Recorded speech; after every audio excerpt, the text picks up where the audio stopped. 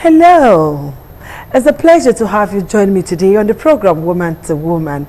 I am Adorable Adesuwa Usa Uwage. Years back, many years ago, during my service year in the Federal Capital Territory, a lot of things did happen. One that was most significant was Abuja marriage. What is Abuja marriage? It's a funny scenario. You know, when FCT was made the Federal Capital Territory, when it became the capital of Nigeria, a lot of things did happen. People were transferred, particularly from federal parastatals, Lagos, Port Harcourt, you name it.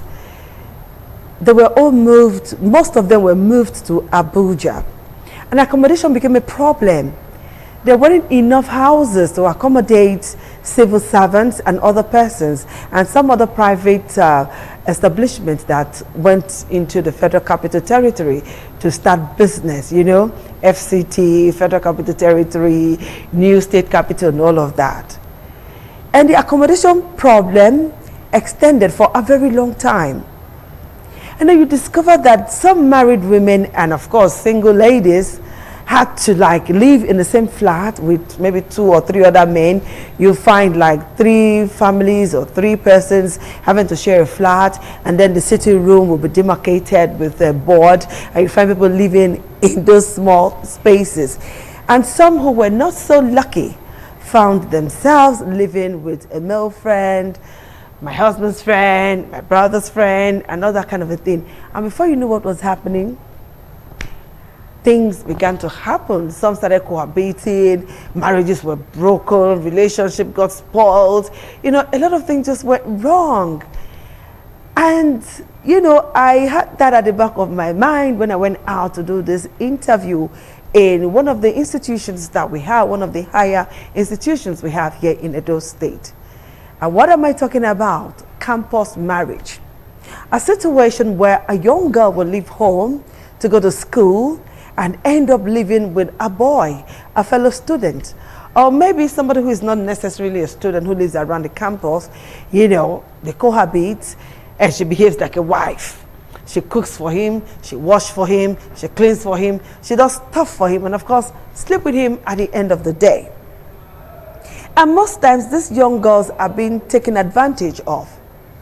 Now you will ask this question, why would she do that? Let me throw the question back at you. Why wouldn't she do that? You know, some parents allow their kids to go to the universities or higher institution of learning and will not bother to go back to check on those kids. So they are big girls, of course. And then they go to school to do whatever they like. They live with boys their age mates or slightly older. And this will, of course, disturb the girl in so many ways. She may get pregnant, she may contract STD, she might be gang raped, you know, all sorts of things can happen to that girl. So, I took Woman to Woman's camera to this higher institution to find out if some of the students know what campus marriage means, if they have seen Ernie, if they have heard of Ernie at all, and of course we spoke to some counselors in that same institution. So join me as we go do our findings. Campus marriage is what we're talking about today. What is campus marriage? Who are the set of persons that engage in campus marriage? Are the parents aware that such a thing is happening? Are these little girls, let me call them little, are they aware of the implication of the paths they have decided to tread on? Yes or no? Let's go. Campus marriage is marriage that happens only on campus without the consent of the parents and the knowledge of the parents of those involved. And most times it ends at the gate of the school. It doesn't proceed. Some of them are my friends that cohabit. It's similar to cohabiting, or it's almost the same as cohabiting. So at home, their parents have a different idea of what they are doing on campus. But on campus, they live a different lifestyle. So they have their boyfriends and they stay with their boyfriends. And everybody knows them with their boyfriends. They usually go together to eat, to see movies everywhere. They're always together. So that's what campus marriage is like. Is it a good practice? No, it's not. It's not healthy because whatever you are doing that you have to keep from the eyes of your parents, that you have to keep from the eyes of the world, that you are not proud of, it doesn't always end well. It doesn't turn out well because most times you either have self-esteem issues because you are not proud of your decision. You are not proud that you want to stay with this person. You know that the society frowns at this ill. So when you are doing it, it's a vice. So like any other vice, it's not good. It's depending. I feel that it's depending on the two people involved and their relationship. I'm not against it because I've been in that situation before. But it's not. It's depending on how you handle it and to what extent you are willing. So you are in support of campus marriage? Not support per se, but I'm not against it. You are not against it. You are not in support. You've heard about campus marriage. At least you've been in the field. Yes, a lot. So please tell us your experience. Yeah, recently, like let me put the recent experience I just handled now. I have a student, and the referral was actually brought from the SUG president. So he just come over and they're like, in the office, I'm bringing a boy and a girl to you. They're actually taking them to the security. They said, and they've been living together for like, I think, a year plus, and they're always fighting each other to the extent of inflicting injuries on themselves. So actually they brought her, I think, according to the story she gave them, said she was a 400 level student, while the boy was just 100 level. So and they stayed together. They actually met in Lagos and they continued here in school. And according to her, okay, my dad sent me money, but I just want to live with the guy. So what actually is the problem? The issue, according to them, is just like that insecurity. Like, why would he talk to it? And they were like, oh, the way she's dressing and all that. So I tried making sure handle their issues. Like as a professional, we normally go deep down to know the root cause of each problem, why the person behave the way they behave. Because what I tell people, you don't judge a person by what you see until you are in the shoes of the person, until you know the roots where the person is coming from. So with background check, found out that the girl lost her mom when she was 5 years old, and she was also molested, sexually abused. And coming to see this guy that like 100 level student, she's even older than the boy. I think she is 23 while the boy is just 20 years old. And like, wow, I'm showing you love and all that. Oh, yeah, she was like somebody I've shown me love and acceptance. But the domestic violence was so much. He was always, if he is not beating, she is beating. I now went to the extent of evacuating the boy from the house. And that's okay, since you put on to respect yourselves, and since we've now understood that your father actually sent you money and you to get an accommodation apartment and you used it. So we asked the boy, do you have somewhere you want to stay? He said yes, he has a church member. So okay, we drove down, moved in, like okay, nobody should contact each other. The first to get a call one day, Auntie Sharon, she's dragging me to a Santi Barrack and all that. And I said, I don't know, where did you profile yourself? So I was working, she came to me and all that and stuff like that. Okay, at the point of entry into the university, do you have a program where you educate these young ones on, these issues? Yeah, we do it during their clearance. We do it. We talk to them during clearance, like the 100 level, when they do their clearance at the auditorium. We tell them, and we also go around their faculties. We tell them the side effects of cohabiting, why they should not cohabit. Because to me, it affects your studies. There was a girl, it actually affected her studies. She was asked to withdraw from school, and it was that time the boy now found out that you are not good enough for me, and the boy has already graduated. So at that period, she said she will watch the boys club, follow him to the class, make sure he goes to class, help people copy his notes. And she forgot about herself. Yeah, copy his notes. So she came when she was heartbroken and all that. Then it was already too late. Do you involve their parents? Yes, that was what I was going to say concerning that case. So we involve parents when it is a matter of life and debt. So when Anna found out that these people, they were not like the first case I talked about, they were not trying to see reasons why we should stop fighting, why we should not be threatened to each other. I tried getting the parents' number, they're like, no, they gave fake numbers. And I said, okay, when I'm ready for you people, I know what to do. Actually, when I think their last case was police station that they took themselves to again. And I said, okay, now I'm ready for you people. So I just contacted some persons and like, please, these 2 names, I need the numbers, give me the parents' number, which they did. I contacted their parents. So during when we're having that national festival, the boy's mother came and I said, so he took her son and like, okay, we'll go to Lagos together. Then the girl's father came and took his own daughter. And so that is when we involve their parents. So what's your advice on cohabiting? Yeah, my advice concerning cohabiting is, especially to the women, you should first of all love yourself, know your self-worth. By the time you know your self-worth and you love yourself, you know what you carry and what you're made of, you'll find out that you'll not easily fall prey for anybody that comes to you. Oh, you look so beautiful, you look so whatever. And some are just fake, some just want to take advantage of whom you are. It's until you love yourself, know your self-worth, that is when you will not fall prey. So build your self-confidence, build your self-worth. So for the men, like what I tell any man, you are not, if you know you are not responsible to take whatever comes out for such, why involve yourself in it? So I know we have life challenges, past experiences that have turned a lot of persons into what they are today.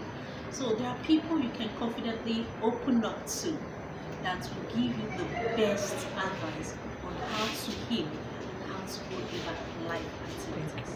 Have you heard about campus marriage? No, not exactly. Maybe I have, but not the way you put it. Okay, what did you hear?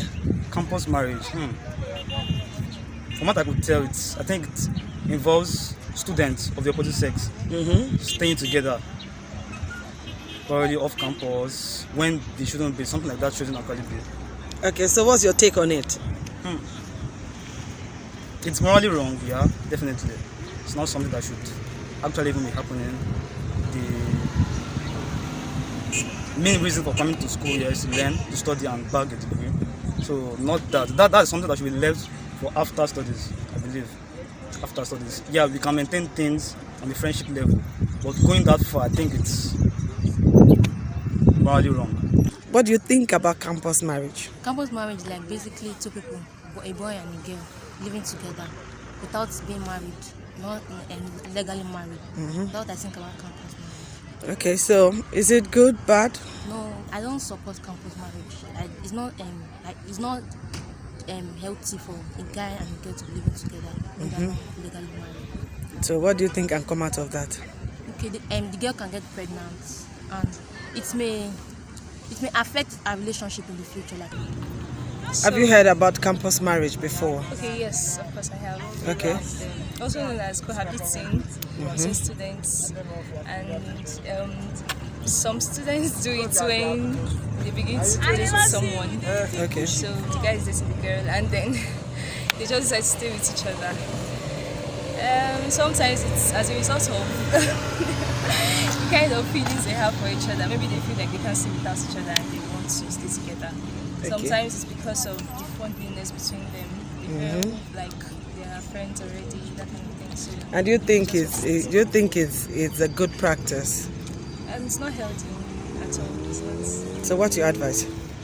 My advice for such persons, they should just desist from such practice. Okay. Because I am not very big on dating Okay. while as a young person, especially without the intention of marriage.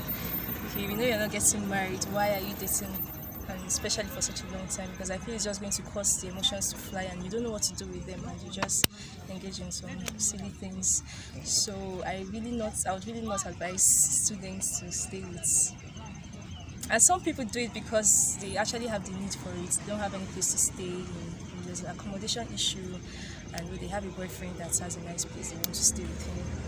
or the girl has a nice place, he wants to stay with her, or they just benefit from each other, maybe emotionally, financially, and feel like why not, or they just like each other too much and they just want to do it. So there are so many reasons for that act. But in all, I just believe that everybody should have sense. Have you heard of campus marriage? Yeah, a couple of times. Okay, so what's your take on campus marriage? Can you explain what campus marriage is to me? I think it's a situation where the boy and the girl who are not married, obviously, get to stay together and are living couples life in school. And for me, it's kind of, it's nonsense. In simple terms, it's nonsense, right? Because we are not here to foster relationships like that. Okay. We are just here to make a parent proud and learn the use of the pen, how to make a life better, not to keep that kind of relationship. So what do you say to those who are keeping such relationships? Is it healthy? Is it unhealthy? It's highly unhealthy, alright? It's very, very unhealthy. You should major on the things you're supposed to major in. Know your priorities. Those kind of things are things that you get to enjoy after school. Alright, so I don't understand the point of rushing those kind of things. And the funniest part is that most of them, it's not like they get married to their partners in the end.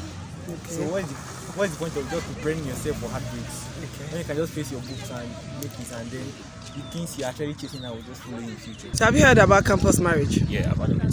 So what's your take on campus marriage? Well, I'm not totally against campus marriage in the sense that, fine, we all came here to learn, to gain knowledge. At the same time, we can also build relationship with people. So if you can handle your book and marriage, so in your book and relationship, I think that's fair, because I'm not say most of us, but some people do get relationship from schools and they marry after school. Okay, so but do you think it's healthy for boy and girl live together when they're not married?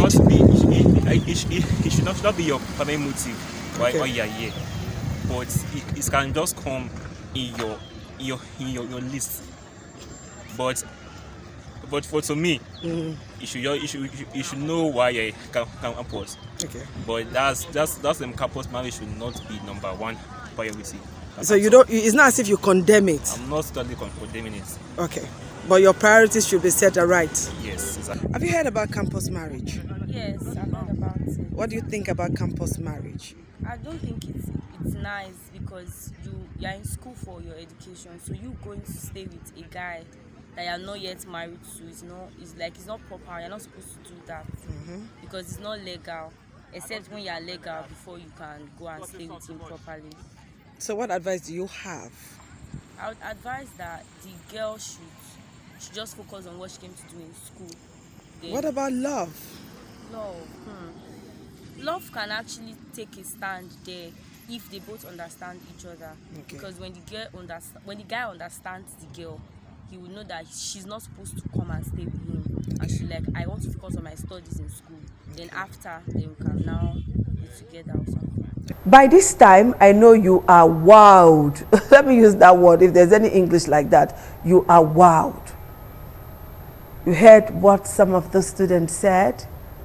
We also heard what the counselors said, their experiences, what they've gone through, what they've seen, how they've managed to try to help these students. Be you male or female, campus marriage is dangerous for you. Number one, you may get pregnant as a young lady. And when you get pregnant, that might just be the end of school for you. If you are lucky, you may be strong enough to go back to school if you do not allow the shame to envelop you. But for some, because of the shame, the stigma, they may not want to go back to school again because you decided to cut your journey through school short. For the young man, your parents may decide not to sponsor you again. What will you do? What will you do? You heard from one of the counselors and she told us how, the violence that follows cohabiting of young ones. Your parents are not aware. the school is not aware. It's not even the school's business, particularly if you live off campus. But you can't do that if you live on campus in the hostels. Of course, now you can't now. You know, we have boys hostels, we have girls hostels, and then you can do that. But this campus marriage is something that happens often when the students live off campus. Let me tell you again what might happen to you. You may get pregnant. The guy may end up not marrying you. You as a male may stop going to school. Your parents may not want to sponsor you again. You can fight, yes. You may fight and maim each other, if not even killing each other if care is not taken. Campus marriage is not something you should indulge in. It's not something that should be encouraged. Parents should take time out, particularly mothers, take time out to go visit your children in their schools. The fact that they are in higher institutions does not mean that they have become so grown up, too big for you to handle. No, if we go by our local adage, which says, okra no the top pass the person we plant them. So, see your child as that okra plant. You can bend that okra at any time. The plant, you can bend the plant anytime you want to pluck the fruit. So let's try our best possible to do what we can to build a better society, to build ladies, women who will become something in future. Women who will be so assertive that the earth will shake when such a woman speaks, so to say. This is our message for you today on the program Woman to Woman. Decide within you to be a better you. Nobody can do that for you except you.